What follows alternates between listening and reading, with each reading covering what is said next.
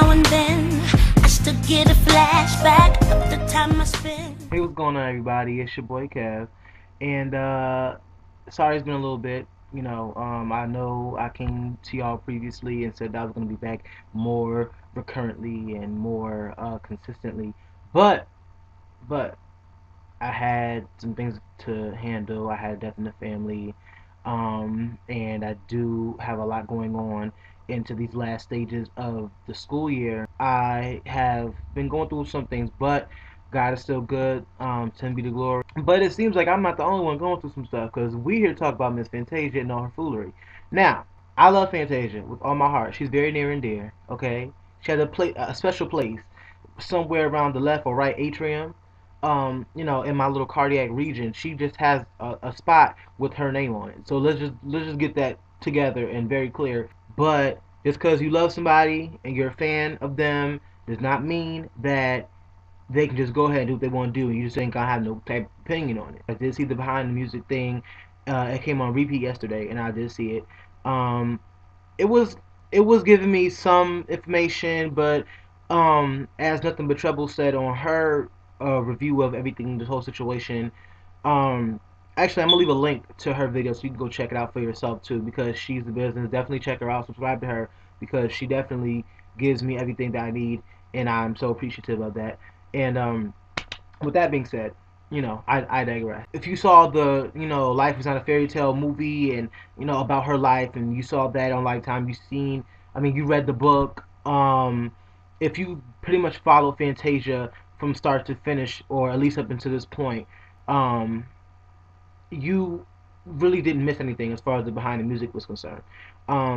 It did shed a little bit of light as to what she claimed to be going through during the time of her recent suicide attempt and everything that was going on. Now, this is my take on that. A lot of people were saying, "Oh, she showed such emotion and she really went into depth." I don't think she went into too much depth about the situation, and I think it's needed, as far as I'm concerned. If she did indeed, she made a point.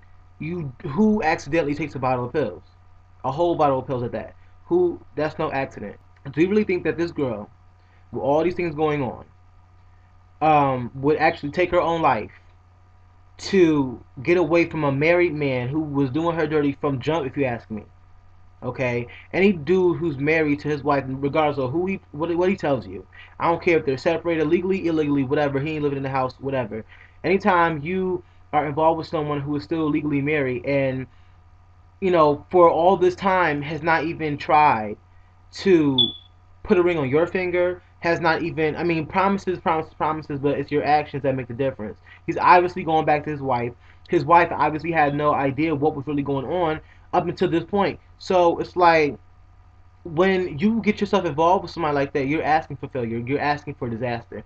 And I think it's so convenient the fact that all this is going on around the time of her album being dropped. Just like the whole situation that happened with Rihanna. It's so convenient that her album dropped right around the time when Chris was supposed to have his drop, and around the time when all these interviews and things were going on. It's giving me total publicity stunt. It's giving me total, I want to be in the spotlight. Well, how many secrets do you think were involved in this whole situation? This whole Antwuan Cook foolishness and her being so upset and distraught over it, I'm not buying it, especially when a couple days later you're filming for your show and you're out with him on camera. That doesn't make it. Come on now. Come on now. And like I said, I'm gonna restate this so I don't have any Fantasia stands coming over here with the foolishness. I love Fantasia. I've got every album she ever made. Okay, and I got the I Believe single because I was just that thirsty. But that doesn't mean that right is not still right and wrong is not still wrong. At the end of the day, she has a child, she has a family to look after. Not saying that, not trying to say that her family is her whole responsibility, or whatever, because she's still a grown woman. But she has other people involved in the situation, and if she did in fact feel that she needed to take her own life for a man that was not hers to begin with, it's really, it doesn't make any sense. It's silly to me. It doesn't make any sense at all. I'm not buying it. But with that being said, that's just my little 2 cent on the situation. I don't feel that it was all in depth like how we thought it was gonna be. It was basically like a little, it basically was surrounded around that whole situation, and they went back to the good old days and talk about her father, how she came to be, and all the situations she had went through. They brushed briefly through the whole movie. Basically, they didn't even really touch on anything more in detail other than what was given in what was given about her, loose days, because the movie didn't too much show in detail how loose she actually was, according to her mother and her brother Teeny. Um, but it did kind of skim through what we already previously saw in the movie for those of us who did see it, and also if you really kind of did your research and kind of looked into everything from the movie, it wasn't a surprise that now all of a sudden her father's back into her life after all this stuff then blew up. And you know what I'm saying?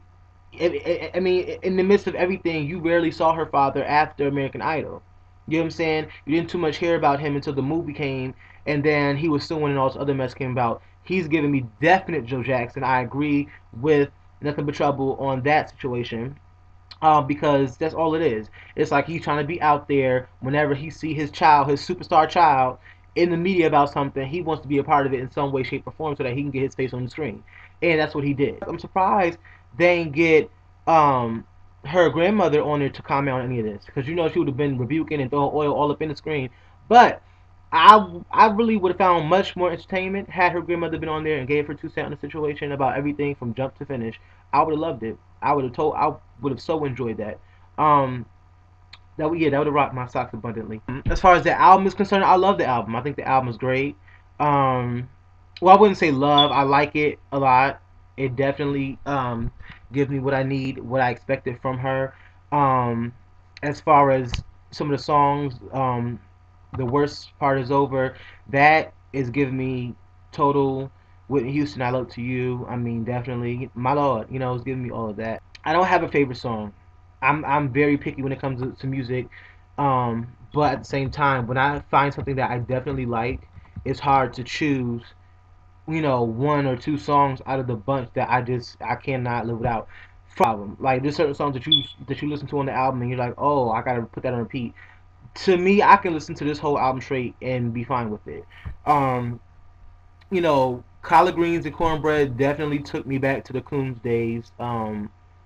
I feel like there should be a big white man with a beard looking like the Colonel just whipping me upon my back and just telling me to put my foot up on the thing so he could cut it off. But that definitely took black folks back a while, definitely. Field niggas, house niggas, it brought me back there.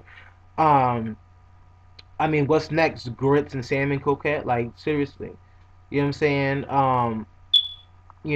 Fat back and collard greens, fried chicken and hot sauce. What I mean, why do we do this to ourselves, black people? Why do we do this to ourselves? Bittersweet. I love that song. I don't too much care for the video. When you listen to a song, you already kind of picture what you would like the video to be. That was totally not what I was looking for. It kind of gave me Free Yourself all over again. Um, that's what I got from that. I'm Doing Me. I like the beat to I'm Doing Me. Man of the House is growing on me. Who's Been Loving You is cute. I rate that maybe 3.5 out of 5 stars. Um, Teach Me is nice. Move On Me, definitely a fave. Cannot go through my day without listening to that song at least one time. Um, Trust Him, very nice. It's different. It kind of gives you that old school flow, which is definitely lacking in today's music. The Thrill Is Gone, a favorite. Falling in Love Tonight is growing on me. It's cute for what it is. It's growing on me though. Even Angels, like I said, I'm Here. Um, the worst part is over. They're all very nice, inspirational songs. We look for that from her as an artist, as a person going through what she's going through. But it's kind of funny. Why are you going through all these things, but you're steady singing about how you've overcome and you still have the victory despite what people and what the enemy is throwing at you, but yet you find yourself in the exact or even worse situations than what the last one that you've been singing about was. I mean, I don't understand it. I love you, Fantasia, but I don't understand it. I'm Here. I want to go back to that one more time.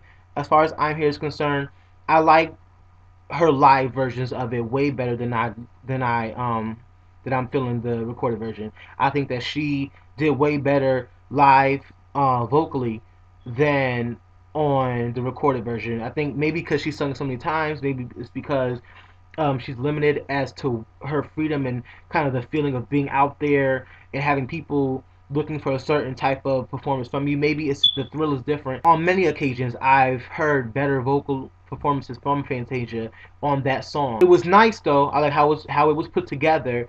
I just felt that vocally she delivered way better being on stage singing it live. September 19th, when the second season of Fantasia for Real comes out, I gotta get into that. If y'all would like me to do a review, on that, I will be doing that. So get back to me and we'll make that happen. Follow me on Twitter, twitter.com/Ruben08. Be blessed. Love yourself. You know, love yourself. Free yourself from the enemy. Don't be surrounded by foolishness, negative energy, and people. And yeah, I'll see you on the flip side.